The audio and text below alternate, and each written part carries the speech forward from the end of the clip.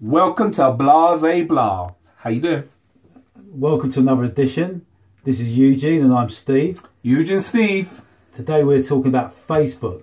Now everybody out there will know that Facebook have been in the news for the last couple of weeks due to a data scandal. And today we're asking, can you trust companies like Facebook with your information? Do you trust them? Do you trust Facebook? I'm not so sure. After hearing what I've heard in the last couple of weeks, I think you've got to be very careful these days. They're very powerful, mate. They're very powerful.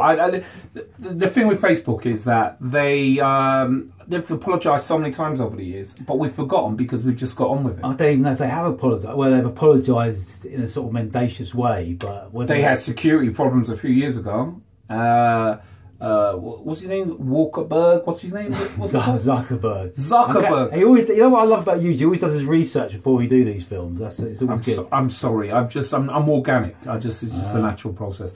But Zuckerberg, the man who found one of the founders of the billionaire. He actually worries me more than anything. You didn't like him, did you? You said he came across quite robotic. He is basically, look, here he is. Here, 1 minute. This is him. I am sorry about Mark Zuckerberg. No, but the guy doesn't seem like a human. He doesn't look like the kind of guy, you know, you want to have a drink with. He seems like the kind of guy. Yeah, but you can. The thing is, you can laugh at this robot, but he's actually got now 2.2 billion subscribers to Facebook every month. Yeah, well, this is almost a third of the world's population. And this is why we're naming this title, Do You Trust Him? Because with somebody with so many subscribers and so much power, and as one of the most richest men in the world, if not the richest man in the world, because I know that moves up and down, do we trust a man like him? And it's not just a man, it's all about shareholders, it's business, it's all kinds of things. I mean, but what happened here with this case, this new apology? I mean, look, I think what comes to mind is Frankenstein. Have they created a monster that they actually can't control anymore? I mean, that's the thing, because when Facebook started in 2003, they were a few Ivy League students. They were at Harvard. It only started off as a college network for friends. Now this thing has grown beyond anything even they could have imagined. Sure. So how do they control that now? That's the question, isn't it? Are they under influences of other powerful companies and individuals that they haven't got so much say? Absolutely. Do they say the shareholders, or do the advertisement companies, they just want more information about us, more and more information about us, and they've got to find and trick the general public, people that have Facebook, to give more of their lives away. Exactly. I mean, going back to that personality test that they did, 2015, the Cambridge Analytica story. Mm-hmm. You know, it's probably, I didn't do the test, but then I probably wasn't targeted as a potential Trump voter. But it was probably quite innocent. It's probably like, do you like cats? What colour flowers do you like? What's your favourite animal? All that sort of stuff. But that's what marketing is, Steve. I mean, that's what. Within marketing, the whole point is to know who your audience is and who your client is. Now, the more information that they are supplied with on the consumer or the companies or whatever the target audience they're trying to attract, if they can get so much information, they can understand exactly what you need. They can feed the right information for you to consume stuff, and the more information they have, they can sell that information onto. So do you think that it's a bit of a ruse that they make the money out of advertising? Do you think they're actually making more money out of collecting data? Because data now on the internet is like gold, isn't it? Data is the new oil. Data is the new gold. Data is the new diamonds. I mean, I've tried to dig for it. I haven't found any, but like. It is, isn't it? Being serious. Yeah, it is. It's the new. It's so valuable, and we give it away every day. The consumer and people that are on Facebook and these social media platforms, YouTube, Google, all these different platforms, we're giving our information away. We're telling people what we like, what we don't like. Do we have children? What kind of music do we listen to? I like that argument. I dislike that argument. I don't like your point of view. I like your point of view. And the more we start giving this information out, the more they can get us, you know, literally have all of this to catalogue of information from individuals. Exactly. They can pass this on, and this is where we make information. I mean, do you think, how influential do you think it can be? I mean, this Cambridge Analytica story was supposedly targeted at 50 million US Facebook users. Yeah, and sorry, I apologise. Okay, and the data was then extrapolated out to actually encourage people to vote for Donald Trump. Now, there is a bit of a sting in the tail to this story, so I will bring that up towards the end. But do you think that people are that gullible? Do you think people can be targeted in that way? Well, yeah, I mean, we are gullible. I mean, just like television, we are programmed, aren't we? Aren't we programmed with television? So why can't we be programmed with the internet and social media? We are gullible, absolutely. But the funny thing is, I just want to add a twist to this.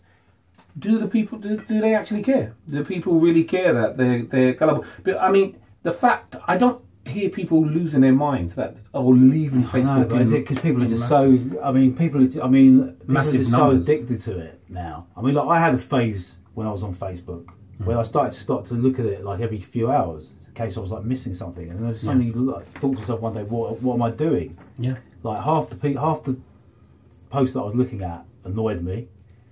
The rest of the posts were people that were so supposedly my friends, who, like, if I could walk past them in the street, they probably wouldn't even say hello to me. But I mean, there's a point that you brought up before. If Facebook started charging, would people leaving their flocks, or would they be still compelled to use the app?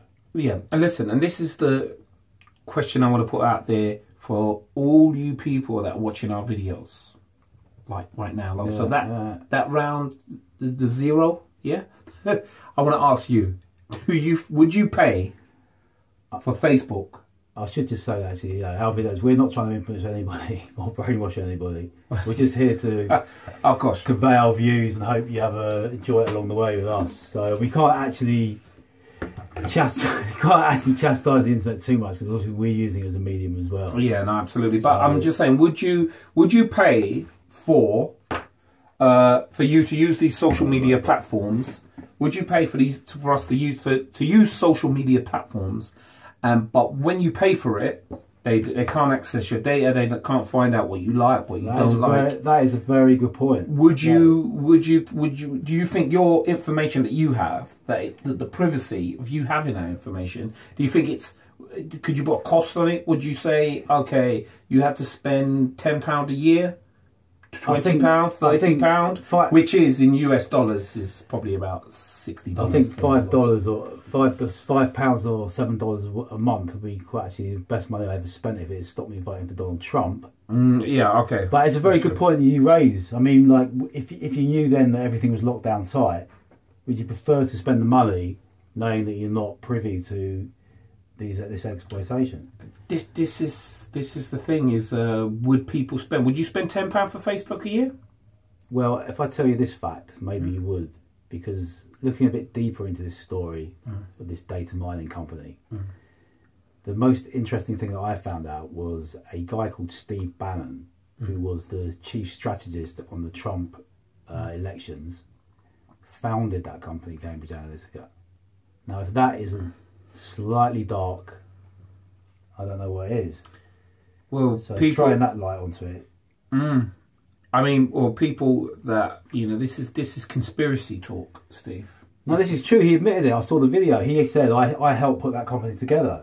Yeah, I know, but if you when you tell people that, people always say, "Oh, God, come on." It's out there on the internet. It's out there. It's readily available out there on the internet. I think, we've got Donald Trump. You got Donald Trump in power in America. We've got globalized companies that control, are watching the things that we watch, the information we supply. They're running everything. Okay, basically, do you trust Facebook, Steve? In a nutshell, no, I don't trust Facebook. But that doesn't mean that I won't use similar websites when I buy stuff. If I want access to certain information, you have to give over data. That's the way of the world today. So you just give in, that's it. Well, I haven't we've got no other choices. The party's over. I haven't abandoned all hope. Hopefully we won't be murdered in our beds tonight, but I just think it's the way of the world now. Yeah, but we can't allow companies to get away with that. I mean, literally, if this continues, it's just, you know, people's got to start standing together or start boycotting certain companies, don't you think? I think it's difficult, isn't it? To stand out. It's hard to stand up against the big boys, huge, isn't it? It is, but if the people pull together, just pull together as one. I mean, I know you have. We are them. We are. Without us, there is no Facebook.